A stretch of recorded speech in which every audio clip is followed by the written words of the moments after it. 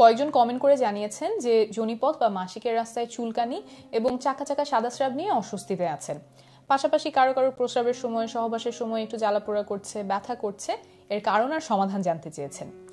যেই অভ্যাসগুলোর কারণে এই সমস্যাটা দেখা দেয় কিন্তু এগুলো আমাদেরকে কেউ শেখায় না, কেউ বলে দেয় না, সেগুলো নিয়ে আজকে আমি আর ডাক্তার ইমা ইসলাম কথা বলবো। আর এই সমস্যাটা যদি দেখা দিয়েই দেয় তখন বাসায় বসে কি করবেন আর চিকিৎসা কি সেটাও শেষে বলে দিব। তো এই যে যোনিপথে বা মাসিকের রাস্তায় চুলকানি, চাকা চাকা সাদা স্রাব, এটা সাধারণত হয় ফাঙ্গাল ইনফেকশনের কারণে।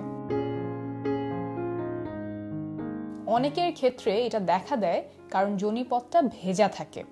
তো যোনিপথটা তো দিনে বিভিন্ন কারণেই ভেজাতে হয়, পরিষ্কার করতে হয়। পরিষ্কার করার পরে একটু খেয়াল করে সময় নিয়ে জায়গাটা শুকিয়ে নেবেন। আর পরিষ্কার করার ক্ষেত্রে অবশ্যই মাথায় রাখবেন যে মাসিকের রাস্তার ভেতরটা কিন্তু আপনার পরিষ্কার করতে হবে না, এটা নিজে থেকেই নিজেকে পরিষ্কার রাখে, শুধুমাত্র বাইরের জায়গাটা পরিষ্কার করবেন। পরিষ্কার নিয়ে ডক্টর ইমা ইসলাম আপনি একটু আগে একটু বলছিলেন যে যে জিনিসগুলো দিয়ে অনেকে পরিষ্কার করে যেটা আমাদের এই ফাঙ্গাল ইনফেকশনের সম্ভাবনা বাড়ায়।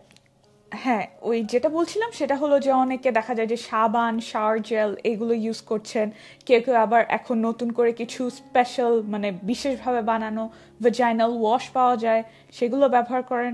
আবার কেউ কেউ পারফিউমও ব্যবহার করেন। এগুলো সবগুলোই কিন্তু যোনিপথের যে পরিবেশটার কথা ডক্টর তাসনিম যারা বলছিলেন সেই পরিবেশে একটু সমস্যা তৈরি করতে পারে। এর জন্য এইগুলো কিছু যদি ব্যবহার করতেই হয় শুধু বাইরের অংশে ব্যবহার করবেন, যোনিপথের ভেতরে ব্যবহার করবেন না। আর এই যে এই জায়গাটাতে আমরা কোন কাপড়টা পরছি সেটাও খুব গুরুত্বপূর্ণ। অন্তর্বাস বা আন্ডারওয়্যার, ইভেন পায়জামাটাও সেটা সুতির কাপড়ের হলে ভালো হয়, যেটা এই যেই কাপড়টা এই জায়গাটার কাছাকাছি থাকবে, সংস্পর্শে থাকবে, সেটা সুতির কাপড় হলে ভালো হয় এবং ঢিলে ঢালা হলে ভালো হয়। কারণ খুব টাইট বা আটসাট জামা, অন্তর্বাস, আন্ডারওয়্যার যদি এই জায়গাটাতে থাকে তখন সেটা এই ফাঙ্গাসের গ্রোথ অর্থাৎ ফাঙ্গাল ইনফেকশনের সম্ভাবনাটা বাড়িয়ে দেয়। তাই কোন কাপড়টা আমরা ওখানে পরছি এটা খুব খেয়াল রাখতে হবে। সুতির কাপড়, ঢিলে ঢালা কাপড় হলে খুব ভালো হয়। আরেকটা কথা, আমাদের দেশে অ্যান্টিবায়োটিক অনেক সহজলভ্য। দেখা যায় বিভিন্ন রোগটোগ হলে ফার্মাসিতে গিয়ে আমরা অ্যান্টিবায়োটিক কিনে খেয়ে ফেলি।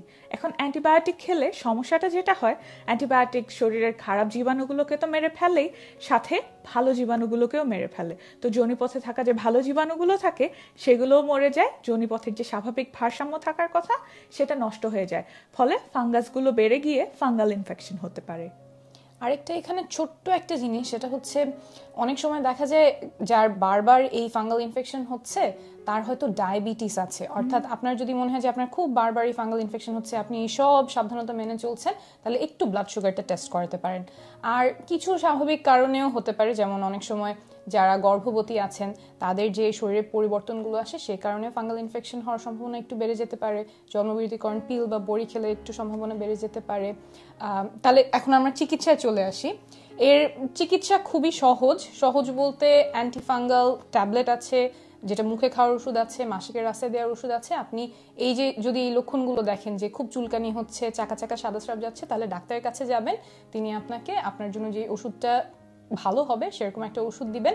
একটু এখানে যে খেয়াল রাখবেন সেটা হচ্ছে আপনি যদি গর্ভবতী হন তাহলে আপনার জন্য মুখে খাওয়ার অ্যান্টিফাঙ্গাল ওষুধ হবে না, মাসিকের রাস্তায় দেওয়ার ওষুধটা হবে। আর যদি আপনি গর্ভবতী হওয়ার চেষ্টা করছেন, এমন অবস্থাতেও থাকেন বা গর্ভবতী হতে পারেন আগামী কয়েক সপ্তাহে, সেই ক্ষেত্রেও এই সাবধানতাটা মেনে চলতে পারেন। আর যদি ডাক্তারের কাছে যেতে মনে হয় একটু দেরি হচ্ছে কিন্তু চুলকানিতে খুব অস্বস্তি লাগছে, তখন বাসায় বসেই যে কাজটা করতে পারেন, ডক্টর ইমা যদি একটু বলেন।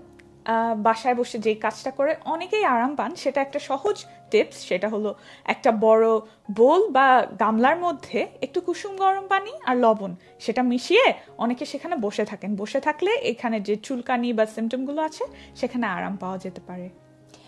আর আরেকটা জিনিস সেটা হলো যে দই অনেকে ব্যবহার করেন এই চুলকানি কমানোর জন্য। এটা নিয়ে একটা গবেষণা আছে, তেহরান ইরানে 2015 সালে প্রকাশিত একটা গবেষণা আছে, যেখানে দেখা গেছে যে অ্যান্টিফাঙ্গাল ক্রিমের সাথে তুলনা করা হয়েছে মধু এবং দইয়ের একটা কম্বিনেশনে তৈরি করা একটা ক্রিম। সেখানে দেখা গেছে কিছু লক্ষণ কমাতে দই এবং মধুর যে ক্রিমটা সেটা ভালো কাজ করেছে, কিন্তু যেই ফাঙ্গাসের কারণে ইনফেকশনটা হচ্ছে সেইটা দূর করতে অ্যান্টিফাঙ্গাল ক্রিমটাই বেশি কার্যকরী ছিল। তো আমার যদি ফাঙ্গাল ইনফেকশন হয় তাহলে আমি আসলে দই বা টক দই, মধু এগুলো ব্যবহার করবো না, আমি অ্যান্টিফাঙ্গাল ক্রিমের দিকেই যাব।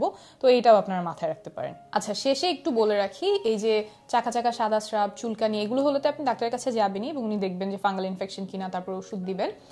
এইগুলো ছাড়া যদি আপনার দেখেন যে প্রস্রাবের রাস্তায় জ্বালাপোড়া হচ্ছে বা সহবাসের সময় জ্বালাপোড়া ব্যথা হচ্ছে কিন্তু চুলকানি নাই, চাকা চাকা সাদা স্রাব নাই, তাহলেও আপনি অবশ্যই ডাক্তারের কাছে যাবেন, কারণ এগুলো অন্য কোনো কারণে হতে পারে, প্রস্রাবের রাস্তায় ইনফেকশনের কারণে হতে পারে এবং এটার চিকিৎসা খুব গুরুত্বপূর্ণ। একটা বিশেষ তথ্য, আমরা প্রেগন্যান্সি নিয়ে একটা অ্যাপ তৈরি করছি যেখানে গর্ভকালীন সময় নিয়ে নানান গুরুত্বপূর্ণ তথ্য, পরামর্শ, টিপস, আর্টিকেলস, ভিডিওস, কোর্সেস থাকবে। তাই আপনি যদি গর্ভধারণ করে থাকেন বা গর্ভধারণ করার পরিকল্পনা করে থাকেন তাহলে নিচে একটা ফর্ম থাকবে যেখানে আপনার ইমেল অ্যাড্রেস বা ফোন নাম্বার দিয়ে রাখতে পারেন। আমাদের অ্যাপটা তৈরি হয়ে গেলেই আমরা আপনাকে ডাউনলোড লিঙ্কটা পাঠিয়ে দিব।